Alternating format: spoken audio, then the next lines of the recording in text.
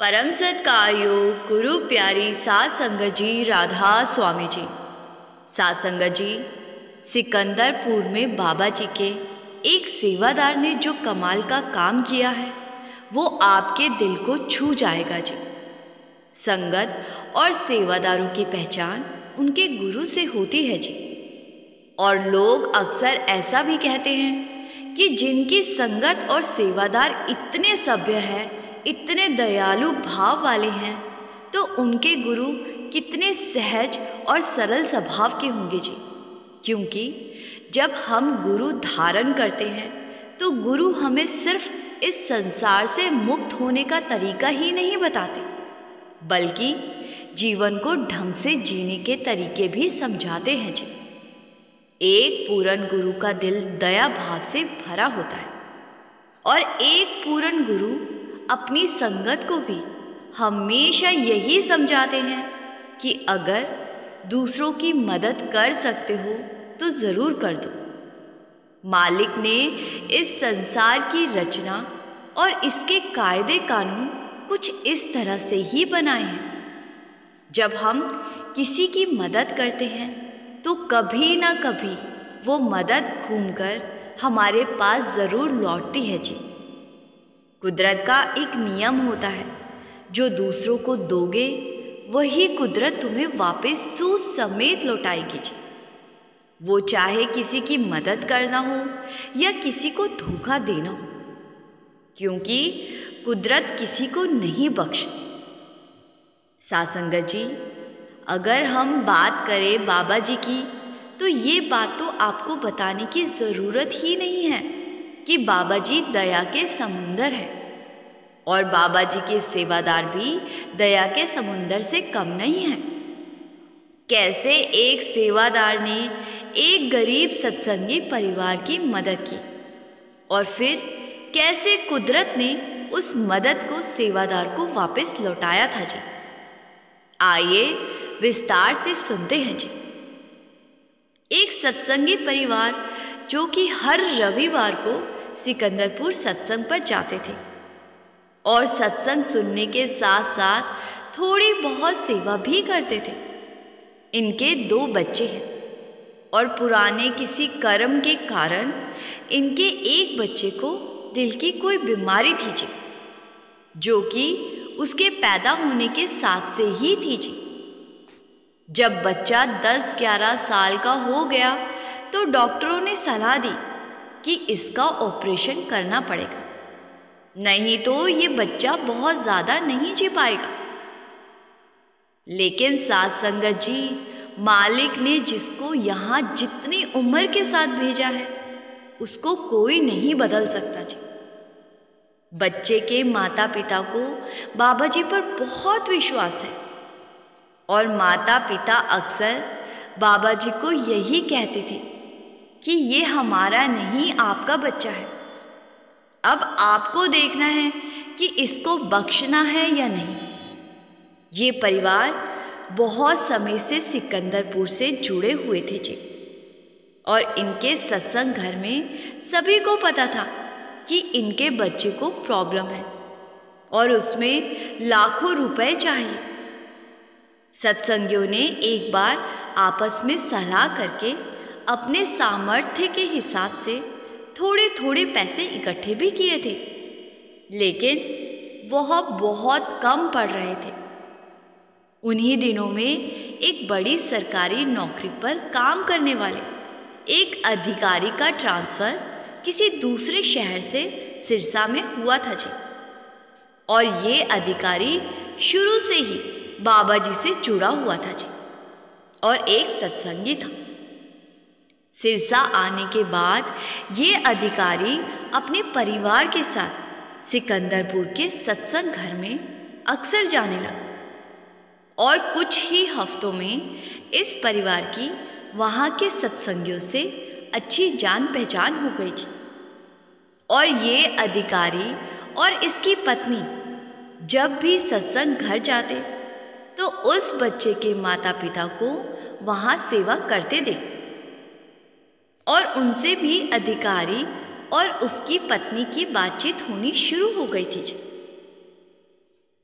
उस पति पत्नी के दोनों बच्चे भी वहाँ सत्संग घर में आया करते थे और दोनों ही बच्चे बड़े प्यारे थे। अधिकारी और उसकी पत्नी को दोनों बच्चों को सेवा करते देख बड़ी खुशी मिलती थी। दूसरे बच्चे इस उम्र में खेल कूद करते हैं और ये दोनों बच्चे सत्संग घर में किसी न किसी चीज़ की सेवा करते हमेशा देखे जाते थे जी। जिस हफ्ते बच्चे सत्संग घर नहीं आते थे तो अधिकारी की पत्नी बच्चों की माँ से पूछा करती थी कि आज आपके दोनों बच्चे नहीं आए, क्योंकि अधिकारी और उसकी पत्नी को बच्चों से बहुत लगाव हो गया था जी। कुछ ही दिनों की बातचीत मेलजोल के बाद अधिकारी को ये पता चला कि इनके बच्चे को कोई बड़ी प्रॉब्लम है और अधिकारी ने इस बारे में अपनी पत्नी से बात की जी और पत्नी को बताया कि उनके बच्चे की उम्र अब बहुत ज़्यादा नहीं बची, क्योंकि उसके दिल का ऑपरेशन करवाना ज़रूरी है। ऑपरेशन ना हुआ तो कभी भी उसको कुछ भी हो सकता है और ऑपरेशन में 4 से 5 लाख का खर्च आएगा, लेकिन उनके पास इतने पैसे नहीं हैं।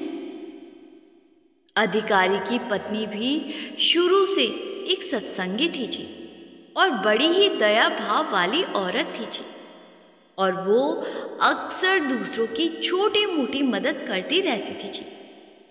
लेकिन 5 लाख का बड़ा अमाउंट एक सरकारी नौकरी करने वाले के लिए निकालना भी मुमकिन नहीं था जी। तो अधिकारी की पत्नी ने एक सुझाव दिया। उसने अधिकारी को कहा कि आप अपने सर्कल के सभी लोगों से इस बारे में बात करो, क्योंकि आप खुद भी एक बड़ी पोस्ट पर हो और आपके जानने वाले भी सब बहुत बड़ी बड़ी पोस्ट पर हैं और सभी हमेशा दान पुण्य जैसे काम करते रहते हैं। आप उन सब से बात करो और एक कमेटी बनाओ। मुझे पूरा यकीन है कि वो लोग इस मासूम से बच्चे की कहानी को सुनकर मदद के लिए सामने ज़रूर आएंगे। अधिकारी को अपनी पत्नी का ये सुझाव बहुत ही अच्छा लगा और अधिकारी ने उन सब लोगों से इस बारे में बात करनी शुरू कर दी और ऑनलाइन एक कमेटी बनाई और उस कमेटी में बहुत से जान पहचान वाले लोगों को ऐड कर दिया जाए। 3 से 4 दिनों में ही लगभग सभी लोगों ने अपने सामर्थ्य के हिसाब से मदद डालनी शुरू कर दी। वहाँ कोई ज़बरदस्ती नहीं थी कि इतने पैसे देने पड़ेंगे। जिसने 1000 दिए उसका भी शुक्र किया, जिसने 10,000 दिए उसका भी शुक्र किया और 4-5 दिनों में 3 लाख रुपए इकट्ठे हो गए और 50,000 रुपए अधिकारी और उसकी पत्नी ने उस फंड में डाल दिए जी।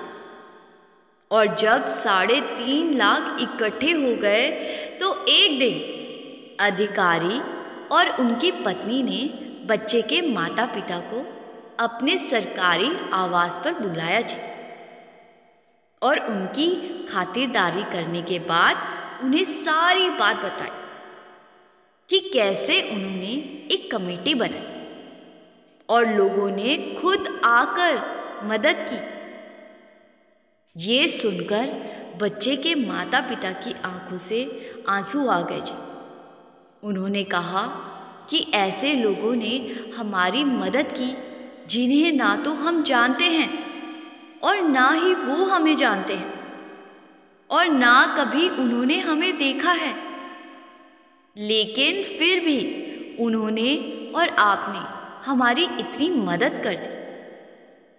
अधिकारी की पत्नी ने कहा कि लेकिन समस्या ये है कि अभी भी 1.5 लाख कम है।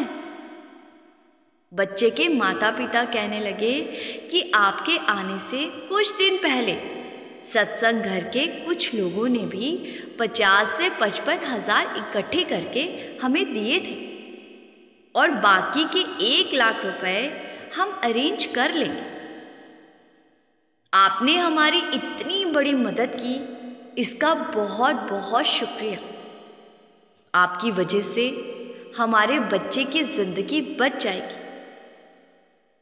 अधिकारी और उसकी पत्नी कहने लगे कि करने वाले तो बाबा जी हैं, हमें तो बस एक जरिया बना दिया और आप हमारी वाहवाही करने लगे, जबकि हमारा इसमें कोई रोल ही नहीं है।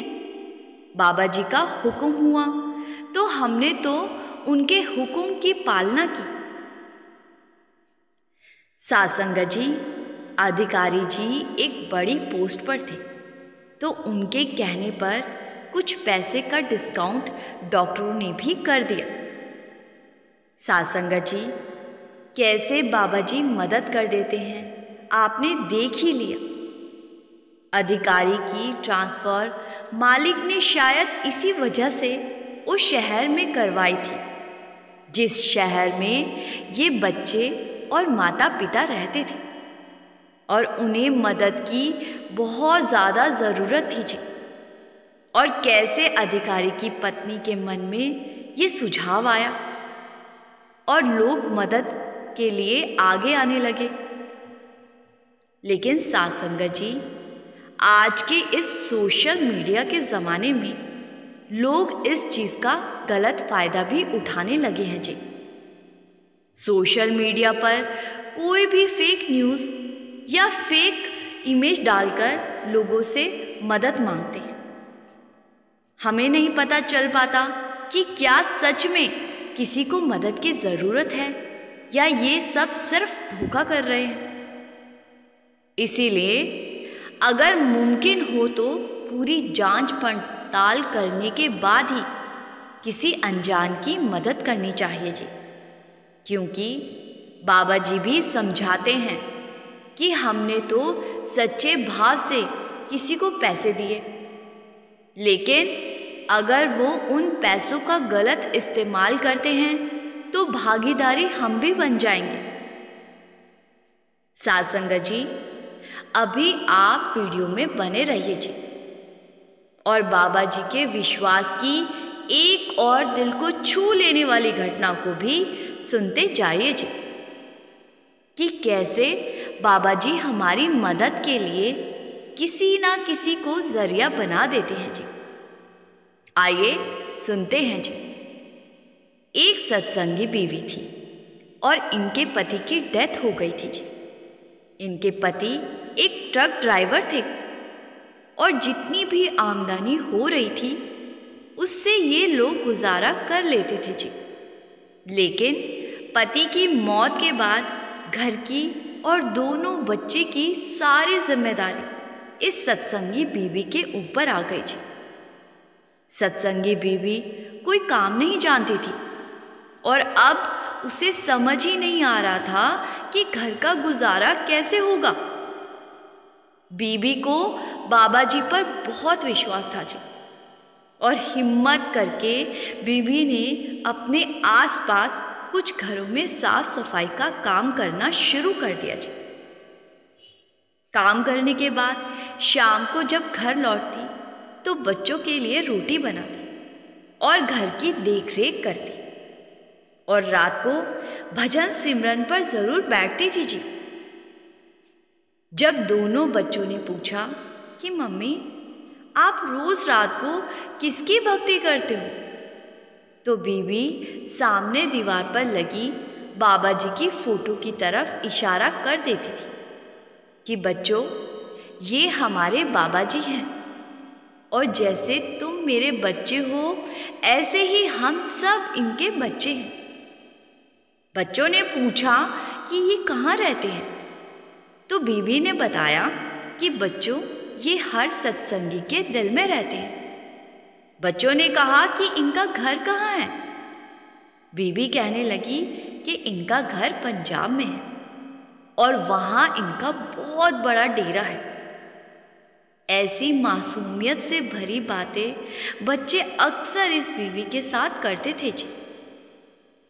समय बीत रहा था और एक दिन बीबी की तबीयत खराब हो गई जी। बहुत ज़्यादा साफ सफाई करने के कारण उसकी कमर में दिक्कत रहने लगी जी। और एक दिन ऐसा आया कि बीबी को बिस्तर से उठने के लिए किसी सहारे की ज़रूरत पड़ने लगी जी। अब ऐसी सिचुएशन में कोई भला झाड़ू पोछा कैसे मार सकता है? और अगर बीबी काम नहीं करेगी तो घर में रोटी कैसे बनेगी? बीबी को इस बात की चिंता सताने लगी और धीरे धीरे घर का राशन खत्म होता गया। और एक दिन ऐसा आया जब घर में एक मुट्ठी चावल के अलावा कुछ नहीं बचा था जी। बीवी ने उन्हीं चावलों को बनाया और अपने बच्चों को खिला दिया, लेकिन अगले दिन की चिंता उसको सता रही थी। दोनों बच्चों ने जब देखा कि उनकी माँ बहुत परेशान है तो उन्होंने आपस में सलाह की और कहा कि हम बाबा जी को चिट्ठी लिख देते हैं कि उनके बच्चों की हालत बहुत ख़राब है, इसीलिए वो उनकी मदद कर दे। दोनों बच्चों ने एक कागज़ पर पूरी बात लिख दी जी और दोनों उसको पोस्ट करने के लिए बाज़ार में चले गए जी। एक जगह पर पोस्ट ऑफिस के बाहर पोस्ट बॉक्स लगा हुआ था, लेकिन उसकी हाइट ऊंची थी और बच्चों का हाथ वहाँ तक नहीं जा रहा था जी। उसी समय वहाँ एक आदमी अपनी कार से नीचे उतरा। उसको पोस्ट ऑफिस में कुछ काम था जी। जब उसने देखा कि दो छोटे छोटे बच्चे एक चिट्ठी को पोस्ट करना चाह रहे हैं, लेकिन उनका हाथ वहाँ तक नहीं जा पा रहा, तो वो आदमी उन बच्चों के पास गया और जाकर कहने लगा कि लाओ, मैं इस चिट्ठी को डाल देता हूँ। बच्चों ने चिट्ठी उस आदमी के हाथ में दे दी। जब आदमी ने चिट्ठी के ऊपर लिखा पता पढ़ा तो उसने देखा कि ना तो कोई नाम है और ना कोई पिन कोड है। बस इतना लिखा हुआ है, पंजाब में डेरे में रहने वाले बाबा जी को ये चिट्ठी पहुंचा दो। उस आदमी ने कहा कि बेटा, इस पर एड्रेस तो लिखा ही नहीं हुआ। बच्चे कहने लगे कि हमारी माँ ने इतना ही एड्रेस बताया था। उस आदमी ने सारी बात पूछी तो बच्चों ने बता दिया कि हमारी माँ ठीक नहीं है और कई दिनों से हमने ठीक से खाना भी नहीं खाया और अब तो घर में एक दाना भी नहीं बचा। अगर बाबा जी ने मदद ना भेजी तो हमें भूखा रहना पड़ेगा। बच्चों की बात सुनकर उस आदमी का दिल भर आया जी। उसने दोनों बच्चों के सर पर हाथ रखा और उनसे जानबूझकर कहने लगा कि अच्छा, तो वो बच्चे तुम हो, मुझे तुम्हारे बाबा जी ने ही तो भेजा है। बच्चे कहने लगे कि लेकिन अभी तो चिट्ठी वहां तक पहुंची भी नहीं। तो वो आदमी कहने लगा कि बेटा, तुम्हारी माँ जो रोज़ अपने दिल में बाबा जी से अरदास करती है, उस अरदास को सुनकर ही तो बाबा जी ने मुझे यहाँ भेजा है और कहा है कि इनका घर खाने पीने की चीज़ों से भर दिया जाए। इसीलिए तुम्हें अब चिट्ठी भेजने की ज़रूरत नहीं है। तुम आओ मेरे साथ और मैं तुम्हें नए कपड़े और खाने पीने का सामान लेकर घर छोड़ देता हूँ। वो आदमी एक किसी दूसरे गुरु को मानने वाला एक सत्संगी था जी, और उसने 3-4 महीने का राशन बच्चों को लेकर दिया। और जब ये आदमी बच्चों के साथ इनके घर गया तो घर के हालात देखकर उसको बड़ा दुख हुआ जी।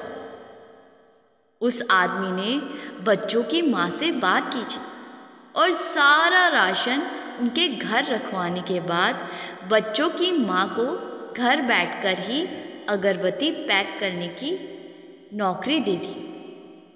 उस आदमी की अगरबत्ती बनाने की एक बड़ी फैक्ट्री थी जी, और पहले भी वो ऐसे ज़रूरतमंद लोगों की मदद करता रहता था जी। उस आदमी ने कहा कि मेरा नौकर हर हफ्ते आपके पास आया करेगा और हफ्ते भर का सामान देकर जाया करेगा और अगले हफ्ते पैक किया हुआ सामान उठा लिया करेगा और हफ्ते के हफ्ते आपको पैसे मिल जाया करेंगे।